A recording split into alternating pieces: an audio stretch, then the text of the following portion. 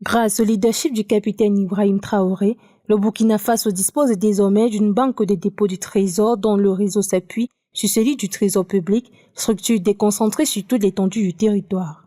Le ministre de l'Économie et des Finances, Aboubacar Nakanabo, a, au nom du président du Burkina Faso, exprimé sa fierté de voir l'érection de la banque des dépôts du Trésor, preuve des efforts du gouvernement à œuvrer pour une véritable réforme de la gouvernance économique et financière du pays.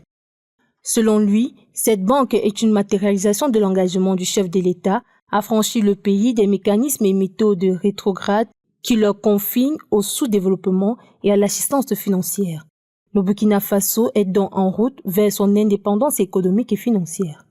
Selon le ministre Nakanabo, avec la Banque des dépôts du Trésor dont le slogan « La Banque des dépôts du Trésor, la Banque du Burkina », il ne sera plus possible pour les structures publiques, notamment les projets et programmes et certains services administratifs, de détenir d'importants dépôts bancaires pendant que le Trésor a recours à des emprunts à des taux parfois onéreux. Ainsi, cette banque va permettre au Trésor public de bien jouer son rôle de gestion optimale des ressources publiques.